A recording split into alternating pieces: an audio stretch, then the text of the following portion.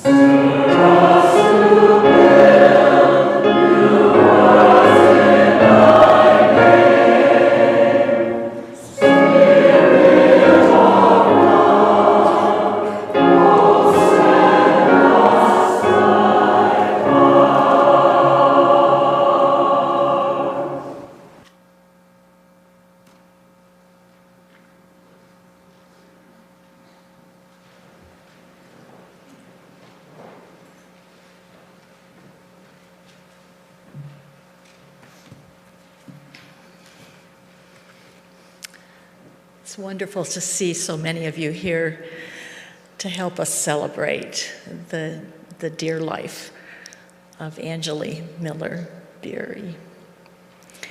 There are 5 of us here today who've come from all over the country who were college friends of Angie's, which is what we called her in those days. I don't exactly remember when she changed her name, but we called her Angie then.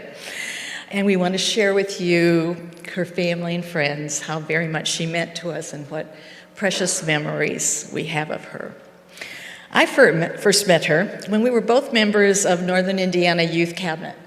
And we were about 17 years old, and as we grew to know each other and care about each other, we decided to room together at Manchester College. And we visited in each other's homes in South Bend and Jimtown, respectively, and went shopping with our mothers to pick out white matching chenille bedspreads, and the rest is history. Okay. Going to Manchester in the fall, homesick at first, we began to meet other freshmen in our Oakwood dorm to alleviate our loneliness on weekends. Angie's wit and humor helped us through at first. One day she entered our room where a large group of us were studying German with our shoes off. And she immediately went to open the windows with, "Whew, does it smell like stinky feet in here?" That was Angie taking care of us and laughing at the same time. She had a wonderful laugh.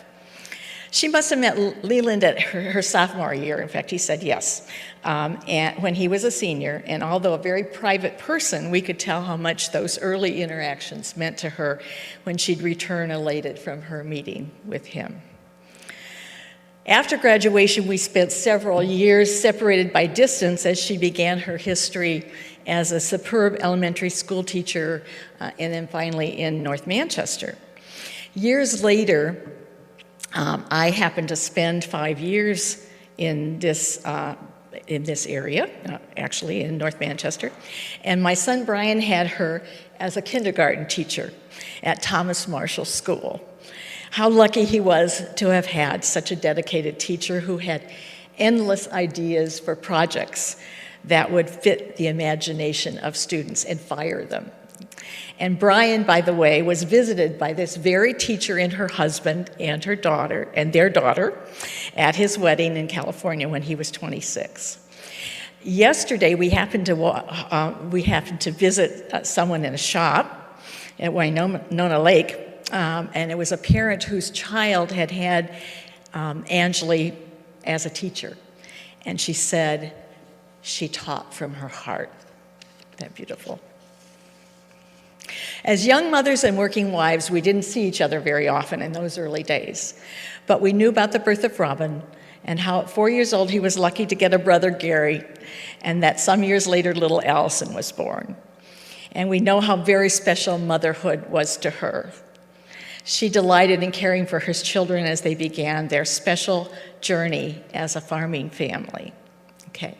And I remember that we would come every now and then for some class reunions, and I remember our 30th reunion, which was a long time from then, but we were invited to Angilee and Leland's for dinner, and some of their own fabulous sweet corn that night. It was probably our 40th class reunion here at Manchester when a number of us decided that we needed to get together a bit more often. We'd been keeping track of children's weddings and the grandchildren coming along, and Angilee, ever the teacher, would send us pictures of what she had sewn on the sewing machine with them and for them, and even how the little ones were taught to sew very early. And I understand that was also quilting. And the beautiful quilts that she made, we're so eager to look at them closer today. We could now send pictures back and forth. And most recently, just within the last year, she even sent us pictures of patches of fabric that we could choose from for our ever-loving masks. So we return now to finally meet the three families, which has been wonderful today, that meant the world to her and her 6 precious grandchildren. Okay. In the intervening years, that after we decided it's time that we get together every at least 2 years, the group of 6 of us met in each other parts of the country.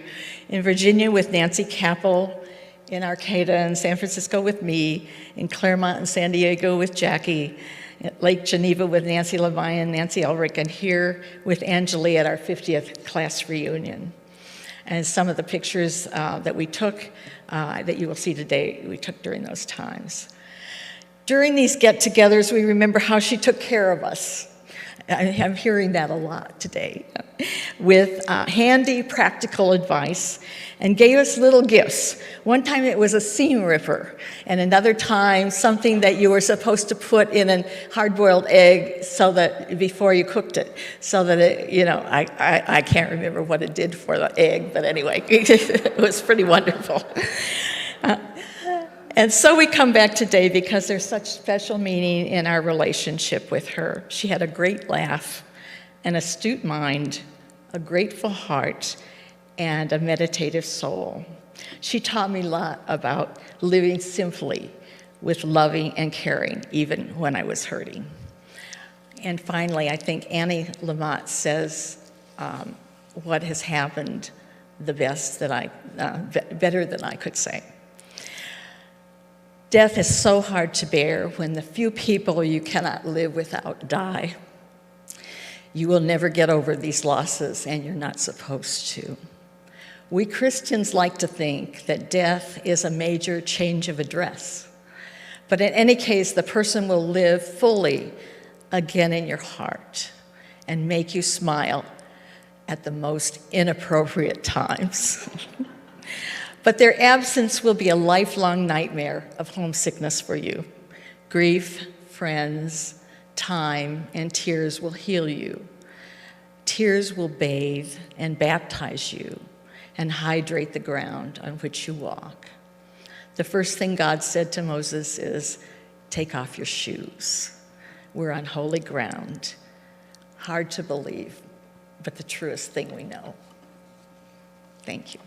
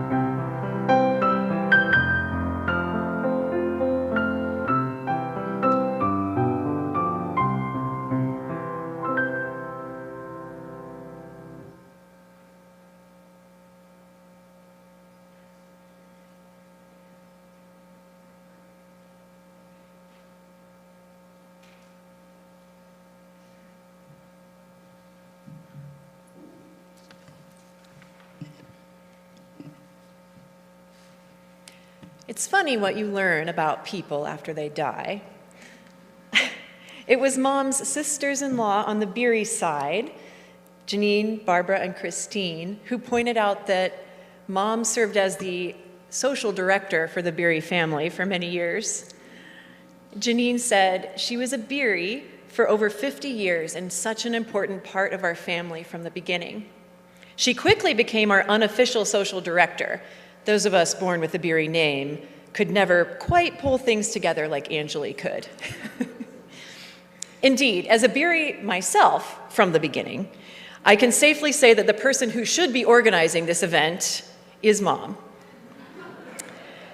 And I am confident that had cancer not taken her quite so quickly, that she would have gladly taken on some of the details herself.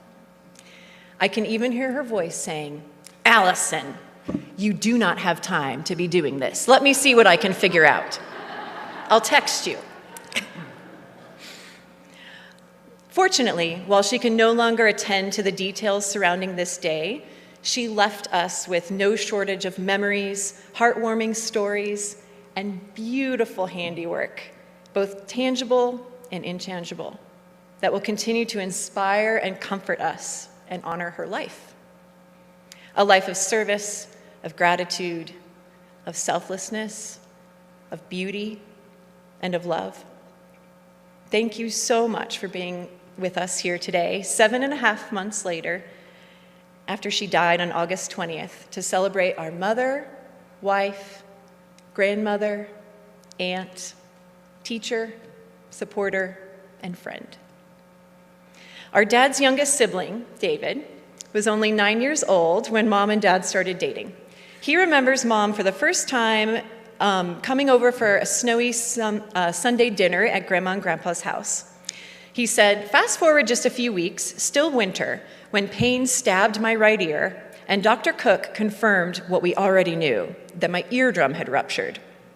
It was not horrible. I just generally felt lousy, took penicillin, stayed home from school, and fought boredom," which is where Angilee stepped in. As I was lying listlessly on the Davenport one afternoon, she just showed up bearing gifts. She had brought a stack of library books and children's magazines and was telling me which ones she thought I'd especially enjoy. Perfect.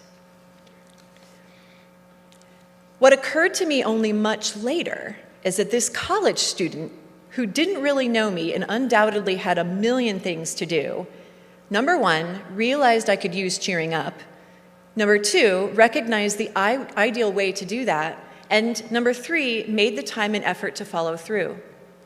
Is it generally a good idea to make a favorable impression on your new boyfriend's family? Sure. But by visiting the library, checking out the books, and driving out to the farm, Angilee demonstrated an uncommon degree of thoughtfulness and generosity. Because that's who Angilee was. And that, from the day she made a special effort to lift the spirits of a third grader she just met, was the gift she selflessly and unfailingly gave. I laugh at this vignette because it is so characteristic of our mom as both an educator and a caretaker. As her children, Gary, Robin, and I benefited from having Mom as our first real teacher. It took many years to appreciate the fact that having a mother who made a lesson out of everything was actually beneficial. I remember rolling my eyes when I was just trying to have a conversation and she'd slip in a quiz question. On point, on topic, but still. When I thought we were just playing store, Mom was teaching me how to quickly and flexibly skip count and make groups of 100 in the change. To make me feel included when we were repainting the shutters at the farm, she armed me with a paintbrush and a bucket of water and told me to paint the house.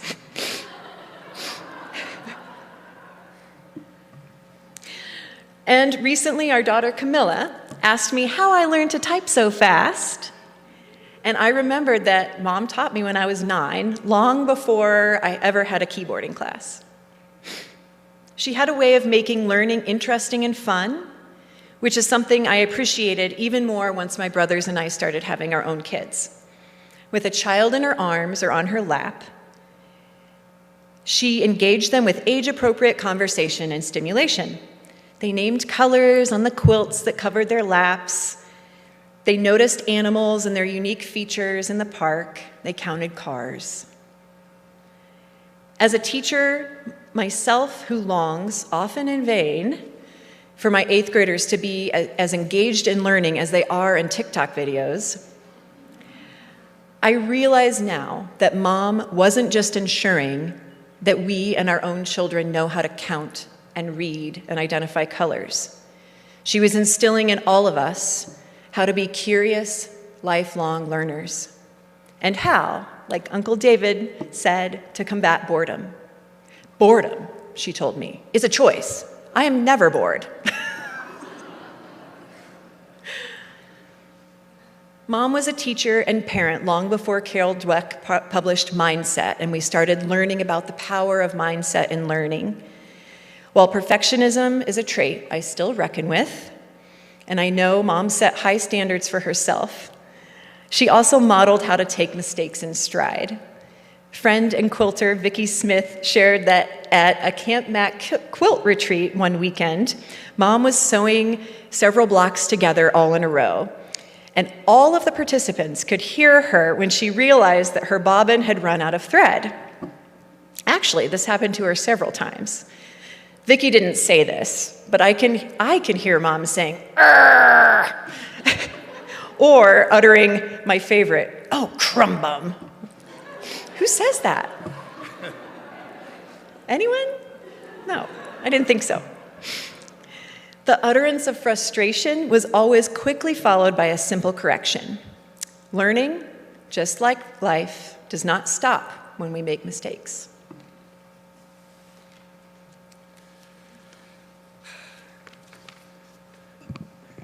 Well, that is hard to follow, but luckily she'll be back, so don't worry.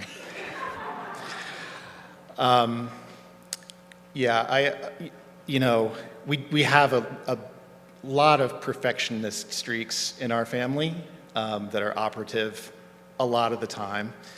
You can't look at these quilts and not know that Mom could be that way, meticulous, very detail-oriented. But it's true, I think one of the things that we learned from Mom is how to make mistakes, how to be okay with making mistakes. And I think the secret, really, as I've come to understand it, is that it's really more about doing than being done anyway, right? If you hit it out of the park and were happy with the first quilt, you really wouldn't get, there would be no point in doing any more. And then you truly would be bored and out of your mind almost if Mom didn't have something to keep her busy. That was a problem. I would learn how much of a problem it was because I would start to get text messages that until I answered them just would not stop until the answer was given or received from some other member of my family who was drawn into the conversation. But Mom was always doing something. My earliest memories of her, we weren't even on the farm. We were, we're on Crestview Drive over near the Dairy Queen, but my early memories are gardening, sewing buttons, So it was like growing up on Little House on the Prairie. Those of you who know what that is. So moving out to the farm just made a certain kind of sense. Like, oh yeah, we had everything but the blizzards, and so here's the rest of it. She was quilting, cooking, gardening, and if she just had to be sitting still, then she was reading constantly and often making notes about things that she wanted to remember in the margins. Retirement was a really hard transition for her. It didn't go the way that I think she had envisioned it would. But I really think, I was so glad that she was able to get a lot more reading done. There just wasn't really that much time before. She had books around, but I think she was always stealing time from everything else. So finally, she got all those kids out of there and had a little peace and quiet to really do some reading. But she kept on doing and making things in retirement. The quilting, our quilt collections really benefited from that time.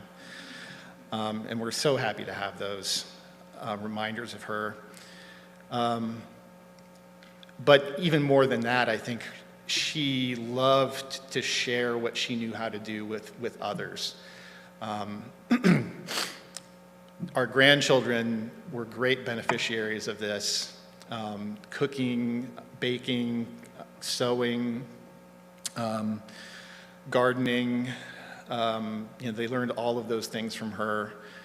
And really, all of us kids did too. I mean, she taught us all of that stuff through the years. I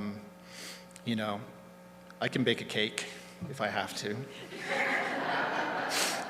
Sonia's laughing right now. She's like, what do you mean if you have to?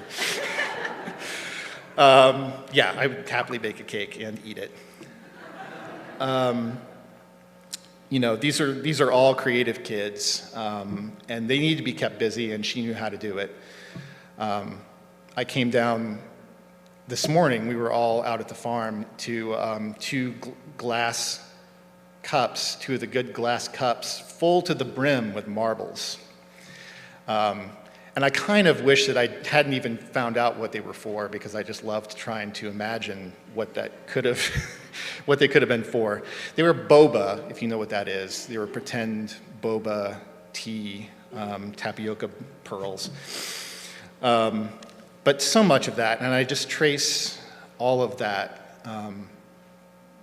back to Mom and her influence. She encouraged us in some things, even when our personal enthusiasm waned a little bit. Looking back, trying to remember stories of my childhood, I remembered that I really, really, really wanted a piano. This was probably the late 70s or early 80s. And at the time, I don't think it could have been a very easy purchase to justify or arrange, but she found one that we could afford, and it showed up in our TV room, and I was so excited. I wanted to learn to play Home on the Range. And I did. I worked really hard, and I learned to play Home on the Range over and over and over. And then I was kind of done, to be honest. I had done it. I could do it anytime I wanted to do, and so it was there, the piano was there. But if you think that she was going to let me be done there and not get her money's worth out of that piano, you would be wrong. So 6 years of lessons later for me, and I'm sure at least 3 or 4 for Gary, she finally let us both quit. But, it was too late. I had learned to play the piano. And I had learned to love playing music, making music. And, I was in church choir for many years, bell choir, had a ton of fun just making music with my friends. And formed a garage band in high school and early college. And after we got too good for staying in Chris's garage, I guess, we moved out to Mom's garage, and then into the barn, which was suspiciously further away from the house.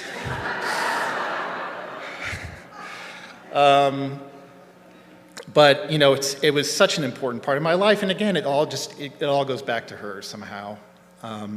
Everything goes back to her.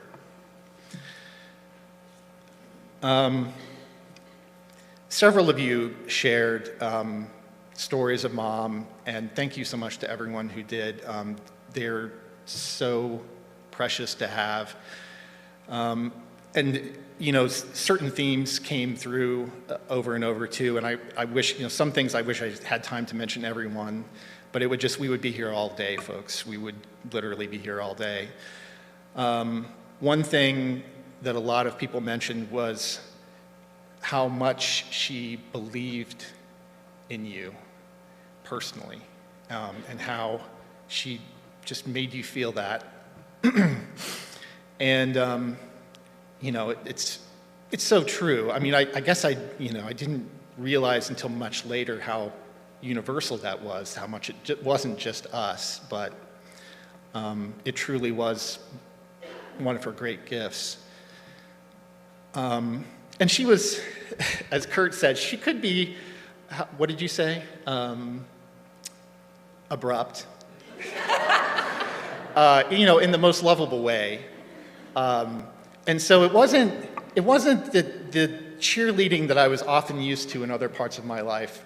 It was more of a, I would come to her, or one of us would come to her, and we'd say, I can't You know, I can't do this. I've got to get out of this. Please let me quit. And she would sort of look at us and she'd say, you can do it.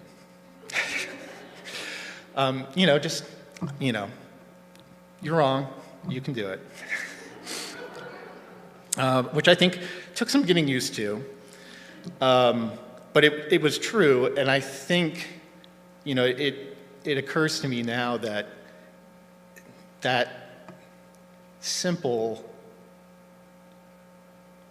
that plain-spoken belief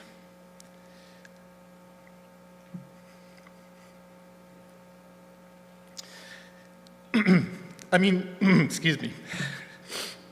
She not only believed that we could do it, but she believed that we could believe we could do it, which I think is even more amazing somehow.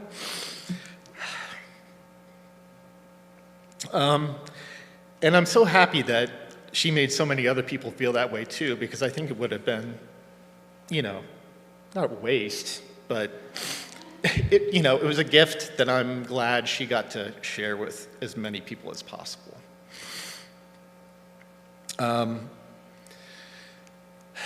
So, as much as Mom gave of herself, sometimes she had a little bit of trouble asking for help from others, which is another thing that, I'm working with myself right now. It was hard, I think, last summer as, we all sort of realized gradually, I think Mom right along with us, how much capacity she was losing to do what she usually did, and it was hard, and it was apparent that that the illness was progressing when she couldn't cook or she couldn't garden, and she had to ask for help or just let us help her.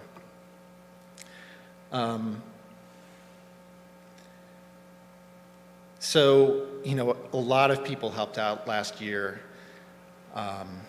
with meals, trips to the doctor or to the ER, just, helping Dad handle all of this when we were all off and busy and couldn't be back. Helping to pick all of the sweet corn harvest, which doesn't wait for man or beast. Actually, the raccoons prove that, if you've ever had that problem. But so, for those of you who came out and picked all of the corn before the raccoons could get to it, thank you from the bottom of our hearts. We're just so happy to have you in our lives. And I know Mom was too. I don't know how he ad-libs. I don't trust myself ad-libbing, except if you're in 8th grade, I would feel okay with that, but most of you are adults. Mom didn't want to burden anyone, but she firmly believed that community is essential. Families and individuals, no matter how strong, may be able to survive alone, but they thrive when surrounded by the supportive hands of the community. I'm not sure if she always recognized the ripple effect of her generosity or kindness, but others did. Her sister-in-law, Barbara Jenkins Beery, shared this story. 8 years ago, I was hospitalized for several weeks. It was a difficult time. Angilee sent packets of cartoons from the New Yorker. It must have taken her hours to cut them out in perfect squares. The cartoons and her written comments were hysterical, and I kept them handy at my bedside. Not only did they make me laugh, but the staff loved the cartoons too. In fact, I remember my surgeon asked to borrow a few and stuffed 2 in his pocket before I could even answer. These cartoons were the delight of the entire floor. That's one story of 1,000 I could share about my very special sister-in-law, Angilee, who will remain one of the most thoughtful, creative, and caring people I've ever known. I think something that Mom had a knack for was knowing what type of support different people needed at the time, even if they themselves didn't know what that looked like. Ann Hartsaw remembered that after spending months supporting her daughter Rebecca in Golden after the birth of their second child, Mom arrived in Colorado for a visit with my family. She stayed a night with Ann, who remembers that Mom took her out for a birthday dinner. After months of focusing on a young family, it was such a restful delight to be celebrated, she said. And when COVID vaccines first came available, Ann joined the vaccination team. And she said that Mom showed up for supper on several occasions just to be part of the solution. Mom had a strong faith, and I remember her telling me more than once that God works through people's hearts and hands. Di Wyan, another local friend and MCOB congregant, shared this. Angilee came to our property as soon as she learned that our 4-level barn was on fire and burning to the ground, filled completely with dry straw and hay. She called in other members of our congregation to be with us for prayer and support. All told, I think there were maybe 15 people on site to support and uplift. That night, I found out what it was to wring one's hands, but also to again, like many other times in my life, feel God's Spirit surrounding me, both physically and spiritually. Mom's brother, our Uncle Ken, shared that when she was in high school, Mom and another classmate were named most likely to succeed. Hopefully you saw the yearbook photo. Success is a word with so many definitions.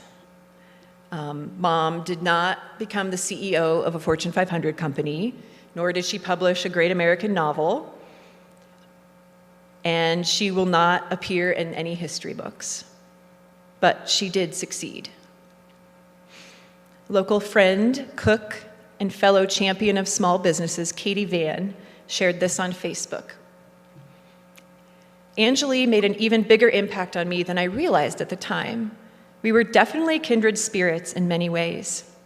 We often sympathized with each other about how mundane tasks like cleaning and organizing seemed so unimportant when your time and energy can be spent on creative, artistic, or humanitarian ventures instead. She was one of my best customers and loudest cheerleaders. Over the past 15 years, her support and friendship has provided much-needed strength and confidence for me as a mom and as a cook. I've definitely been feeling the void lately without her.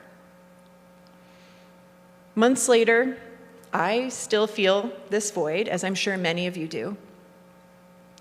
And while I'm not afraid to cry, I often find myself doing something immensely practical with my grief. Go figure. So I leave you with some suggestions that you yourself can do when feeling the Angilee Beery void. Buy a cup of coffee, especially with great friends. Go to a farmer's market and purchase things for other people. Join the board of a local nonprofit, or ask how you can support their work. Teach someone a skill that you have. For Mom, this included sharing her love of sewing and baking and volunteering in a local classroom during math time. Pass on a great book to someone else. Or perhaps the easiest one for me to do in my personal life, working with youth, many of whom live in poverty and struggle in school, just take time to connect with someone who needs some love. Thank you, Mom, for giving so much of yourself to the world. It has made a difference for so many of us. And for us, it means that we see your face and feel your spirit everywhere we look and anywhere we go.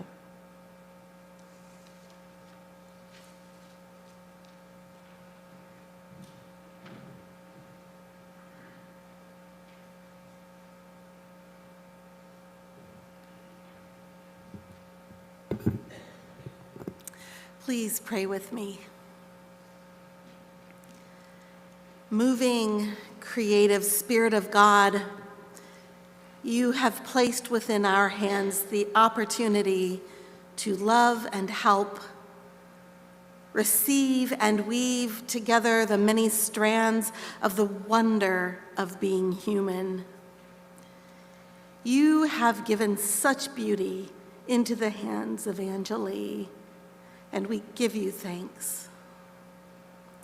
We give you thanks that she stepped forward as herself, designed and pieced together by you, but stitched into place by her own choices and activities, bringing together heaven and earth. At her end, you were with her,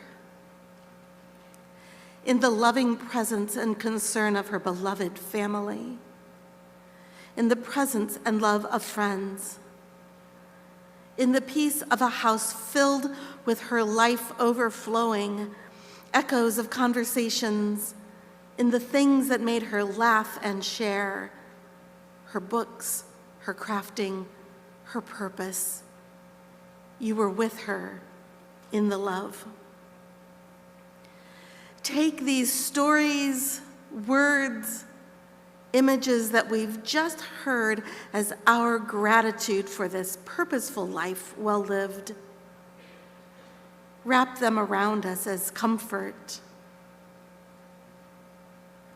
For our loss is great. Our sorrow is real. Even as time moves on, our hearts circle back to the fullness of her life and the abruptness of her end that took us all by such surprise. With each grief-filled inhale to find our center, remind us that you are our center. And the works of our hands express the sacred connections that are all around.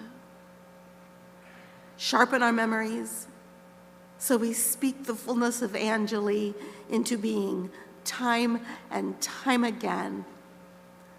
Brilliant telling of lived art with colors and textures and depth and joy. In the name of the one who brought the holy to life through being and doing. Amen.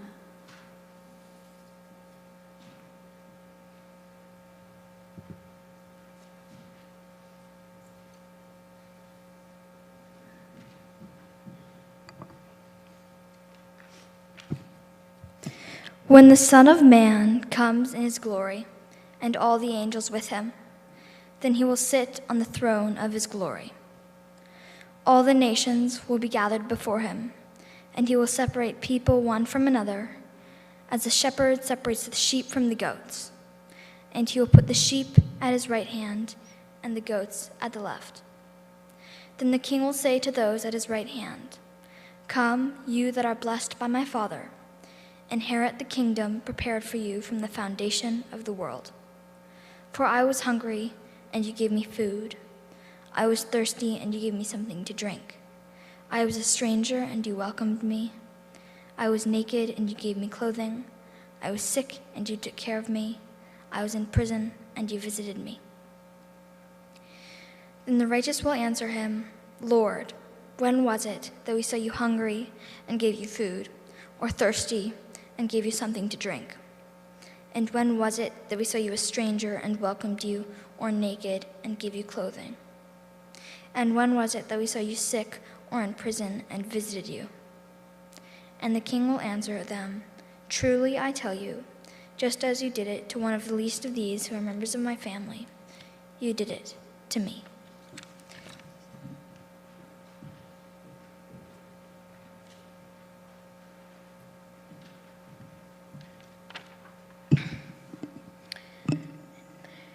Do you want to be counted wise, to build a reputation for wisdom? Here's what you do. Live well, live wisely, live humbly. It's the way you live, not the way you talk, that counts. Real wisdom, God's wisdom, begins with a holy life and is characterized by getting along with others. It is gentle and reasonable, overflowing with mercy and blessings, not hot one day and cold the next, not two-faced. You can develop a healthy, robust community that lives right with God and enjoy its results only if you do the hard work of getting along with each other, treating each other with dignity and honor.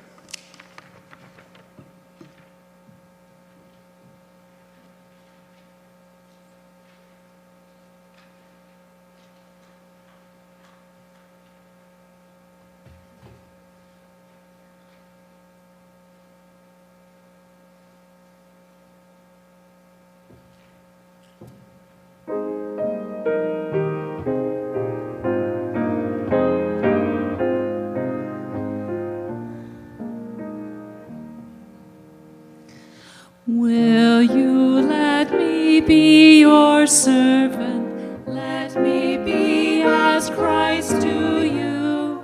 Pray that I may have the grace to let you be my servant too.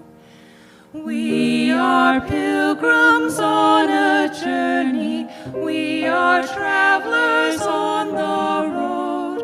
We are here to help each other walk the mile and bear the load. I will hold the Christ light for you in the night time of your fear. I will hold my hand out to you, speak the peace you long to hear. I will weep when you are weeping, when you laugh, I'll laugh with you. I will share your joy and sorrow till we've seen this journey through.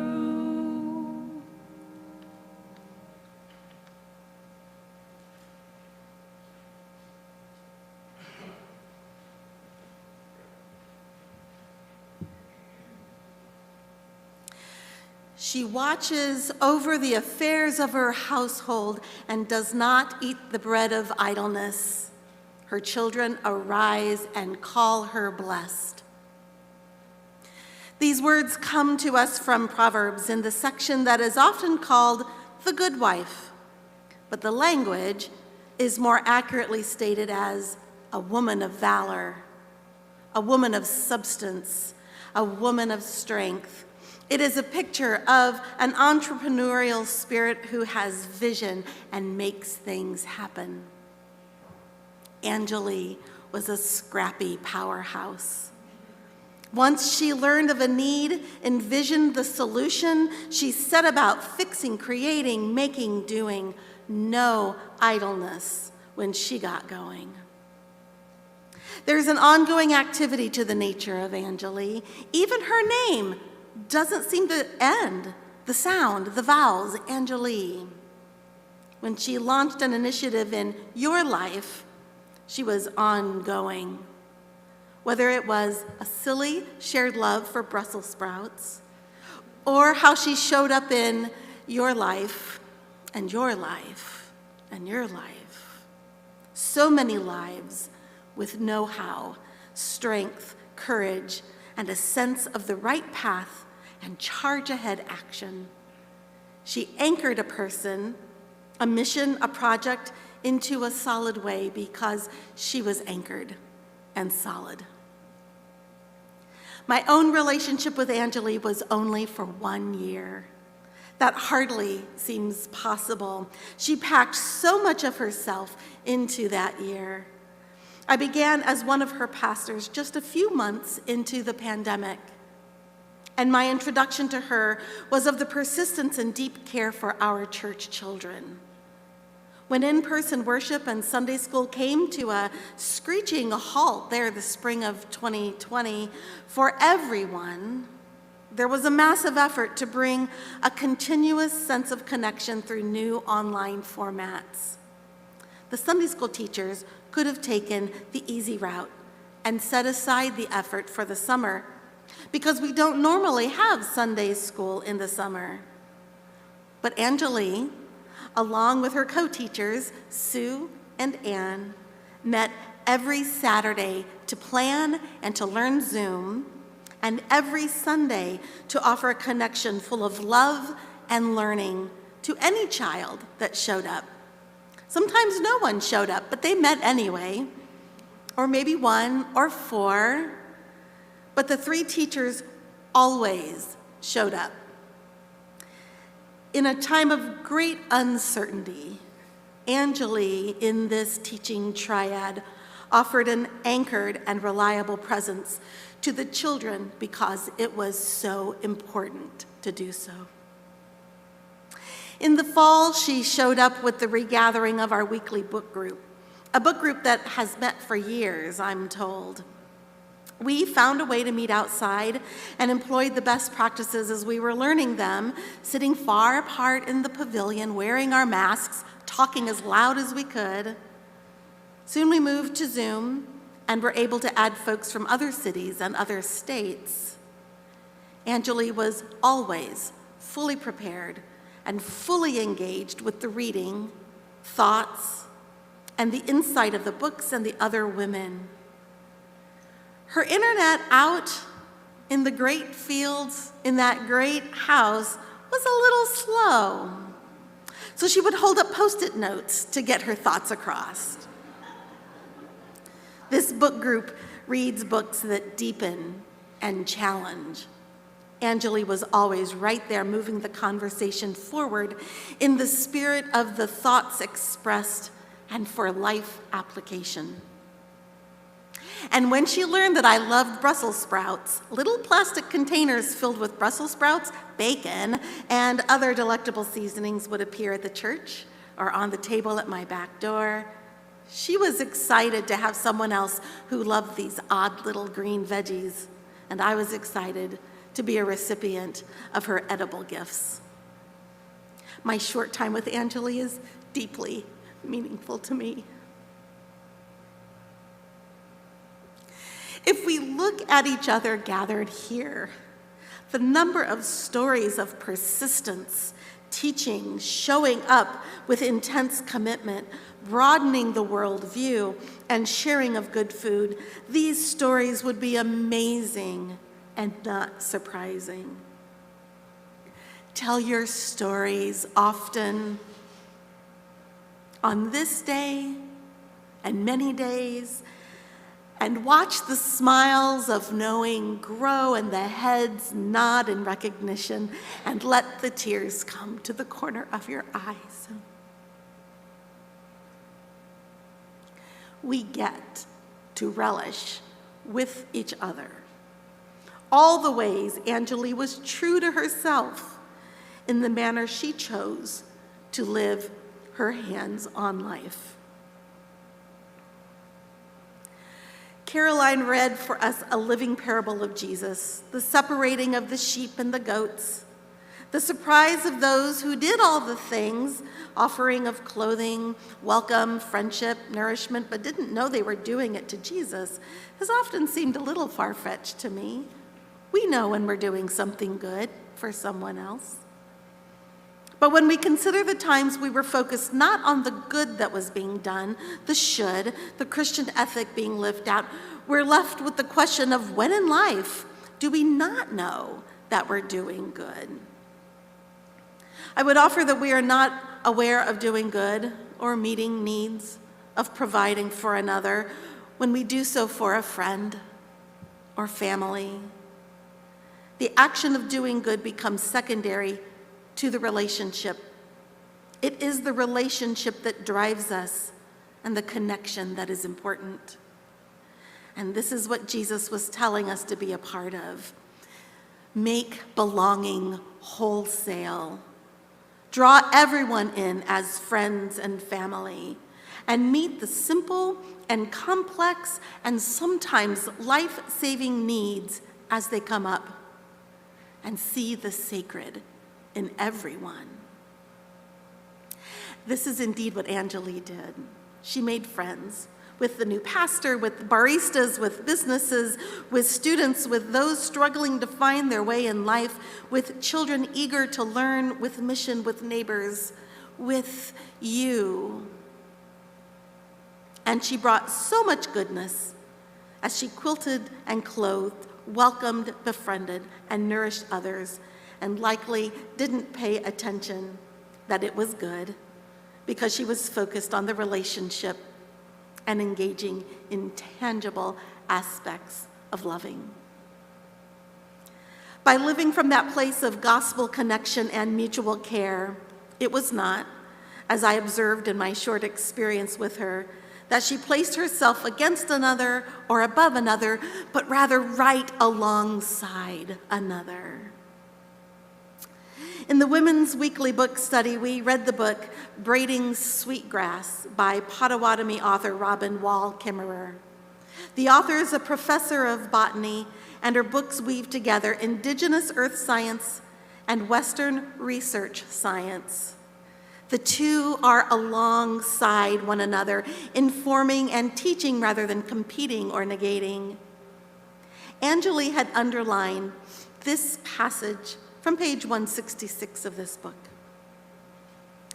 With their tobacco and their thanks, our people say to the sweetgrass, I need you.